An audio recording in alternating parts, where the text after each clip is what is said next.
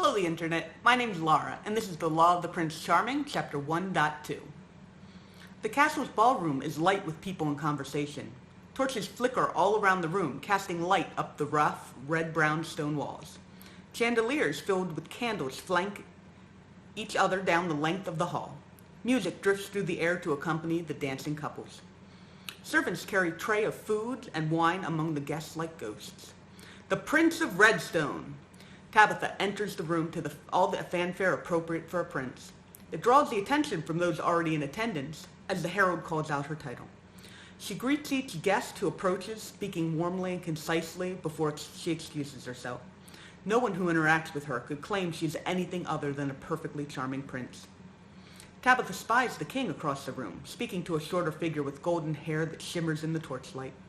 She makes her way steadily toward him, politely deflecting even the most insistent guests with linguistic skills. The king is a large, imposing man with a solid frame. Tabitha inherited that from him, as well as the nose too large for her face. Tabitha steps into the conversation with an incline of her head. "Ah, good timing. This is the Prince of Redstone," the king gestures to Tabitha. The guest turns. "It's a pleasure to meet you. I'm the artifact collector of Rosehaven." Tabitha has never seen a more beautiful lady in her life. The artifact collector's hair frames the gentle curves of her pale pink face, and her cheeks are a subtle, warm rose. "I am most pleased to meet you as well." Tabitha takes her hand and bows as she kisses the back of it lightly. "How are you finding Redstone so far?"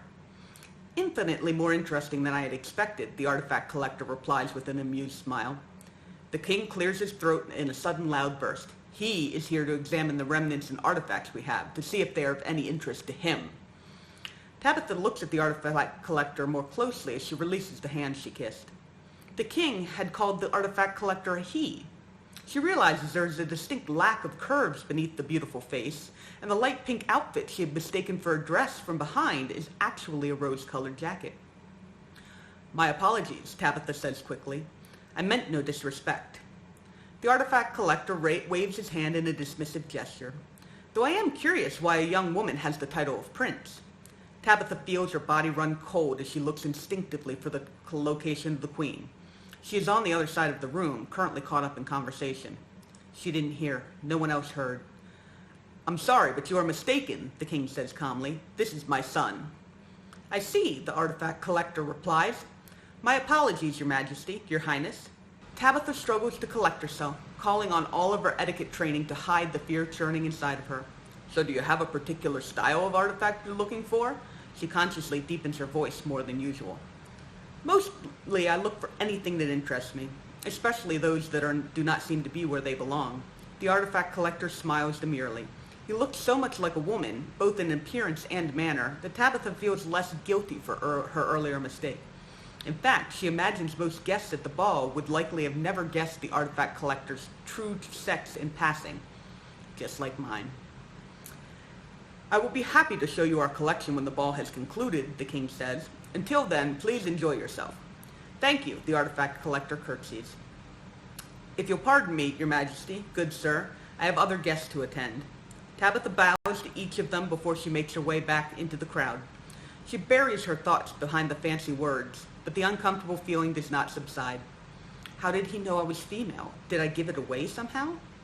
Tabitha moves to the edge of the ballroom. She checks each piece of her carefully maintained demeanor, from the fall of her clothing to the position of her hands. It sits around her neatly, like the armor it is. She turns her attention to the dancing couples. The ladies move gracefully, their colorful dresses swishing around the dance floor as they gaze up at their gentleman partners.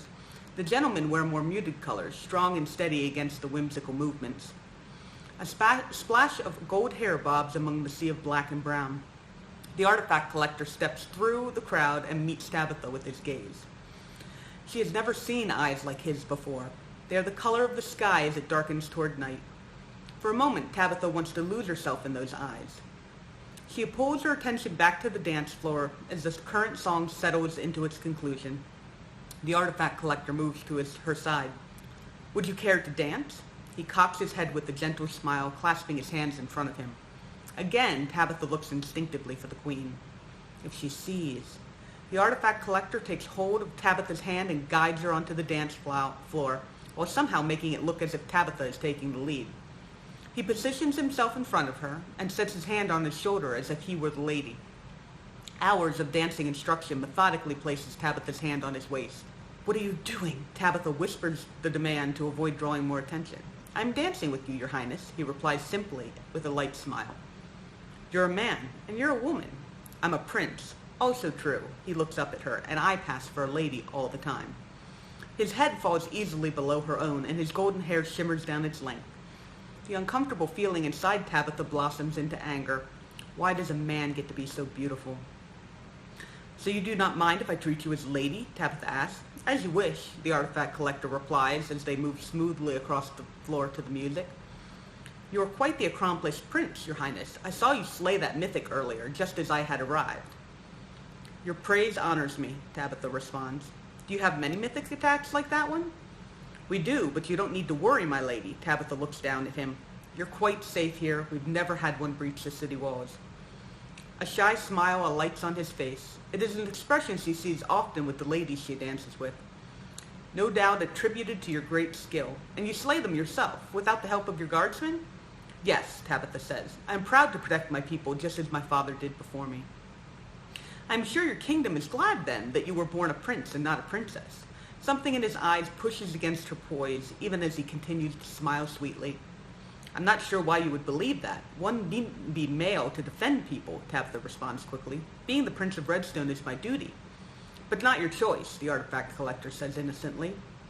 "It is my choice," Tabitha says, but something in the artifact collector's eyes shows that he doesn't believe her, perhaps because she doesn't believe it herself. "It is good that you are so talented. You must collect quite a few remnants from the mythics you killed." Tabitha struggles to push the anger inside and regain her composure. "If you would like to see the remnants we have collected, I would be happy to oblige."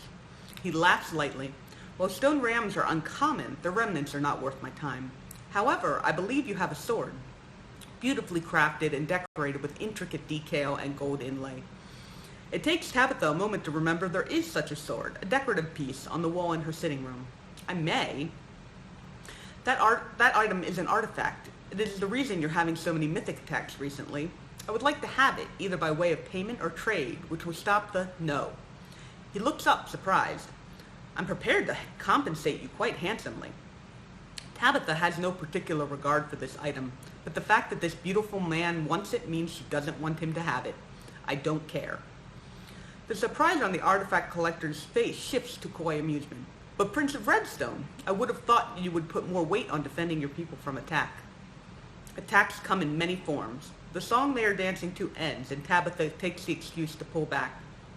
She bows politely for show before making her way to the far side of the ballroom.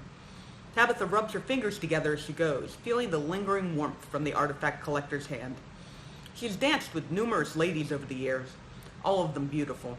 But Tabitha underestimated this man. She let her guard slip.